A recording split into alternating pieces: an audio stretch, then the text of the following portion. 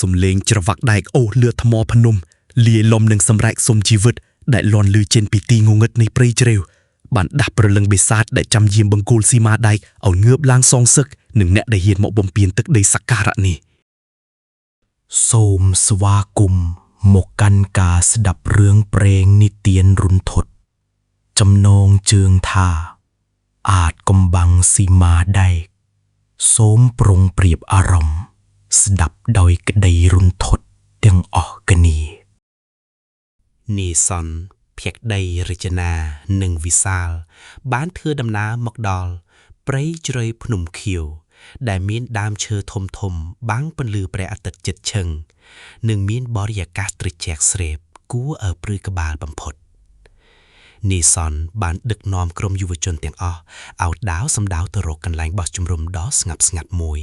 ដែលស្ថិតនៅក្បែរបង្គោលសីមាដែកបុរាណដែលគ្របដណ្ដប់ទៅដោយស្លែពណ៌បៃតងនិងមានចាអក្សរមន្តអាគមចម្លែកភក្តីបានសម្លឹងមើលទៅបង្គោលដែកនោះដោយក្តីបារម្ភព្រោះភក្តីមានអារម្មណ៍ថាមានអ្វីមួយកំពុងសម្លឹងមើលមកក្រុមរបស់ពួកគេពីក្នុងទីងងឹតនៃព្រៃជ្រៅរចនាបានប្រាប់ទៅនាសនថាទីកន្លែងនេះមានក្លិនឆ្អាបឈាមអណ្ដែតតាមខ្យល់ដែលធ្វើឲ្យរចនាមានអារម្មណ៍មិនស្រួលក្នុងចិត្តនិងចង់ចាកចេញពីទីនេះឲ្យបានឆាប់តាមដែលធ្វើទៅបានវិសាលបានសើចចំអកឲ្យការភ័យខ្លាចរបស់រចនានិងភក្តីដោយវិសាលបាននិយាយថាបង្គោលដែកនេះគ្រាន់តែជាកំទេចដែកចាស់ដែលគ្មានតម្លៃអ្វីទាំងអស់នៅក្នុងសម័យទំនើបនេះនីសនបានព្យាយាមសម្រាលសភាពការដោយប្រាប់ឲ្យគ្រប់គ្នាជួយគ្នារៀបចំតង់សម្រាប់សម្រាកនៅយប់នេះនៅក្បែរបង្គោលសីមាដែកបុរាណនោះដោយមិនដឹងពីគ្រោះថ្នាក់ឡើយនៅពេលយប់ឈានចូលមកដល់យ៉ាងស្ងាត់ស្ងាត់វិសាលបានដើរទៅជិតបង្គោលសីមាដែកបុរាណរួចក៏យកជើងទៅទាត់បង្គោលនោះដើម្បីបង្ហាញពីភាពក្លាហានរបស់វិសាលនៅចំពោះមុខមិត្តភក្តិ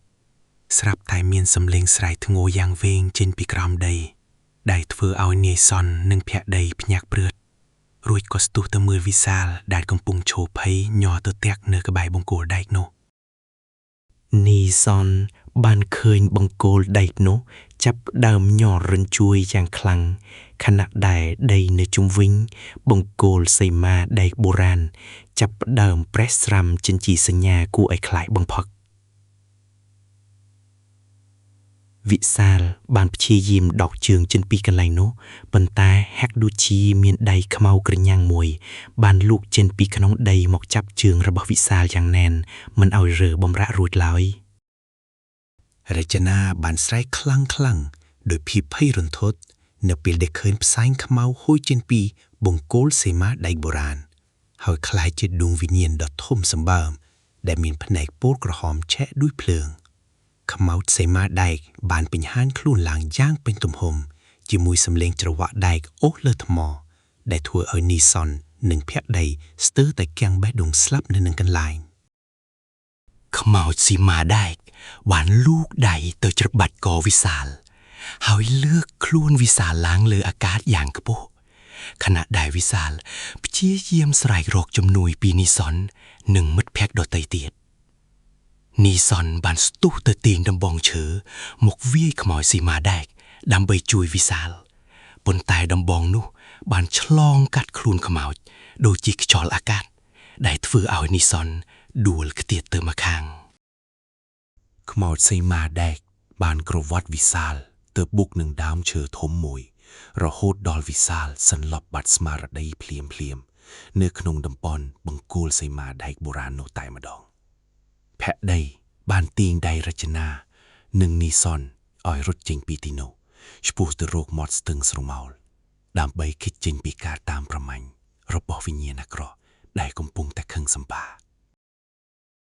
នៅពេលមកដល់មាត់ស្ទឹងស្រមោលនីសនបានងាកក្រោយមើល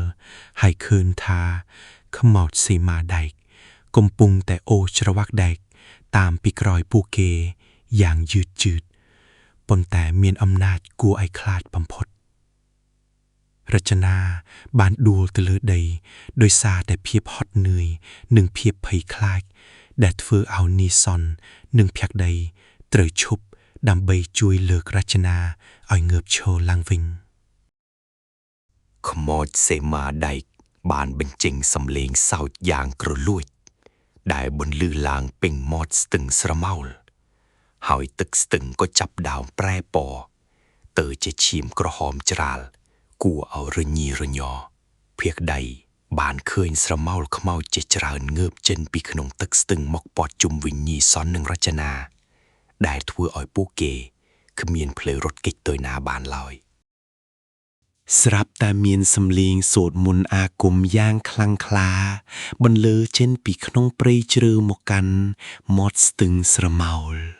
ដែលធ្វើឲ្យវិញ្ញាណអាក្រក់ទាំងឡាយចាប់ដើមស្រែកយំនិងរលាយបាត់ទៅវិញតាគ្រូអូមបានបង្ហាញខ្លួនឡើងជាមួយដំបងអាគមនៅក្នុងដៃរួចក៏ប្រើមន្តអាគមការពារនីសុនភក្តីនិងរចនាឲ្យចាកផុតពីគ្រោះថ្នាក់ភ្លាមតាគ្រូអូមបានប្រាប់នីសុនថាពួកគេបានដាស់វិញ្ញាណដែលស្រេកឃ្លានជាមនុស្សមកសោយសុខហើយមានតែការទៅដល់ខ្ទមតាគ្រូអូមទេទើបអាចការពារជីវិតបានមួយរយៈនីសុនបានសុំអង្វរតាគ្រូអូម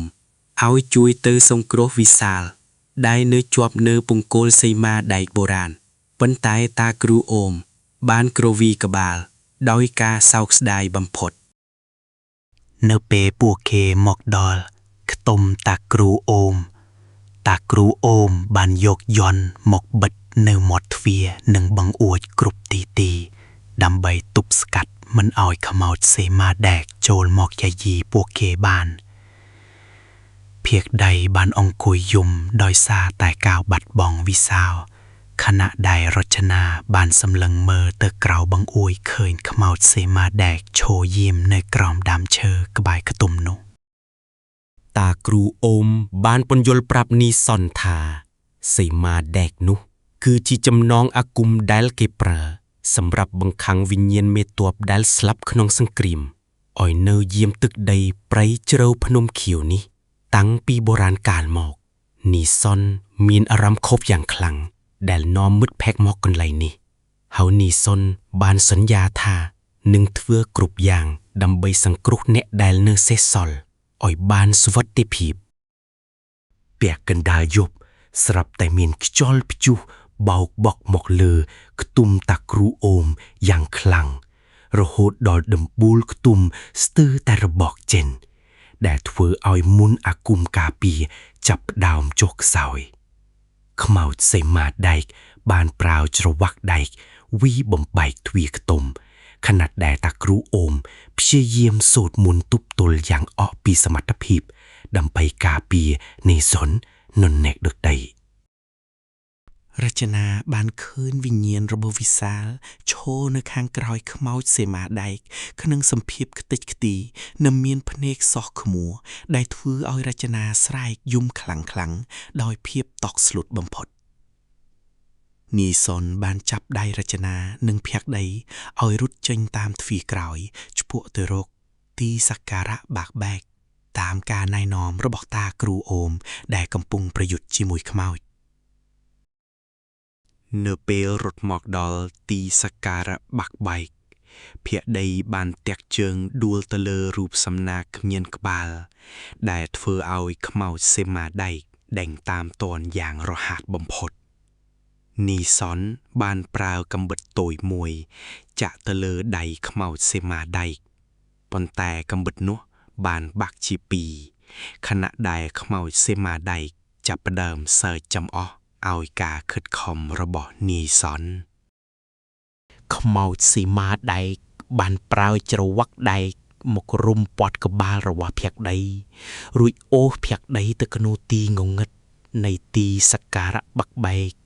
ដែលបន្សល់ទុកតែសំឡេងស្រែកយំសុំជីវិតយ៉ាងគួរឲ្យខ្លាចនីសុននិងរចនា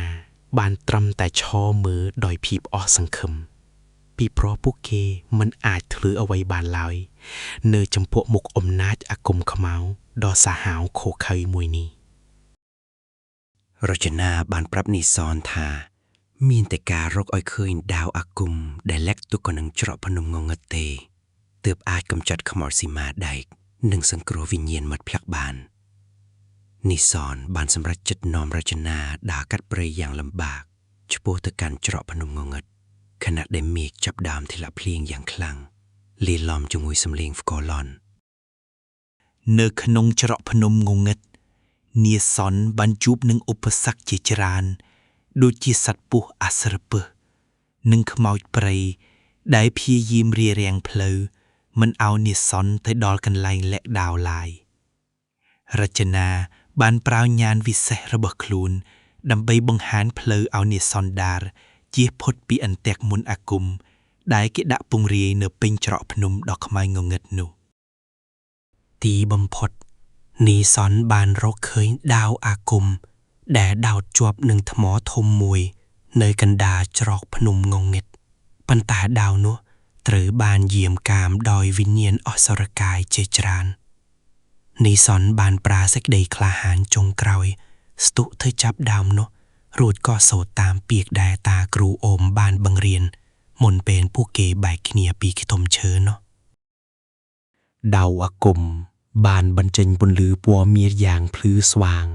ដែលធ្វើឲ្យវិញ្ញាណអសុរកាយទាំងឡាយខ្លាចរអាមិនហ៊ានចូលជិតនាយសននិងរចនាឡើយនៅក្នុងច្រកភ្នំងងឹតនោះនាយសនបានកាន់ដាវយ៉ាងណែនក្នុងដៃរួចក៏ប្រាប់រចនាឲ្យត្រឡប់ទៅរកបង្គោលសីមាដែកបុរាណវិញដើម្បីបញ្ចប់រឿងរ៉ាវដ៏គួរឲ្យរន្ធត់ចិត្តទាំងអស់នេះនៅពេលពួកគេដើរកាត់បាត់ឆាសព្ចាពួកគេបានឃើញសាកសពរបស់វិសាលនិងភក្តីត្រូវបានគេព្យួរនៅលើដើមឈើធំដែលជាទិដ្ឋភាពដែលធ្វើឲ្យនាយសនខឹងសម្បាយ៉ាងខ្លាំងខ្មោចសីមាដែកបានលេចមុខមកម្ដងទៀតនៅក្បែរបាត់ឆាសព្ចាជាមួយនឹងកងទ័ពខ្មោចរាប់រយដែលត្រៀមខ្លួនមកសម្លាប់នីសននិងរចនាយ៉ាងព្រៃផ្សៃនីសនបានគ្រវីដាវអាគមកាប់ទៅលើវិញ្ញាណអាក្រក់ទាំងឡាយដែលធ្វើឲ្យពួកវាស្រែកធ្ងរនិងរលាយសាបសូន្យទៅក្នុងខ្យល់អាកាសភ្លាមៗនៅចំពោះមុខរចនាខ្មោចសីមាដែកបានប្រើច្រវាក់ដែកវាយប្រហារនាយសនយ៉ាងខ្លាំងរហូតដល់នាយសនដួលផ្ងាក្រោយប៉ុន្តែនាយសនមិនបានលែងដាវចេញពីដៃឡើយរចនាបានរត់ទៅរកបង្គោលសីមាដែកបុរាណរួចក៏ចាប់ដើមសូត្រមន្តបញ្ច្រាស់ដើម្បីរំលាយអាគមខ្មៅដែលកំពុងតែគ្រប់គ្រងតំបន់ព្រៃជ្រៅភ្នំខៀវទាំងមួយនេះខ្មោចសីមាដែកបានដឹងពីបំណងរបស់រចនារួចក៏ស្ទុះទៅរកដើម្បីសម្លាប់រចនាប៉ុន្តែនីសនបានយកខ្លួនទៅបាំងពីមុខរចនាយ៉ាងក្លាហានបំផុតដាវអាគមនៅក្នុងដៃរបស់នីសនបានចាក់ទម្លុះទ្រូងរបស់ខ្មោចសីមាដែកដែលធ្វើឲ្យវាបញ្ចេញសម្រែកយ៉ាងខ្លាំង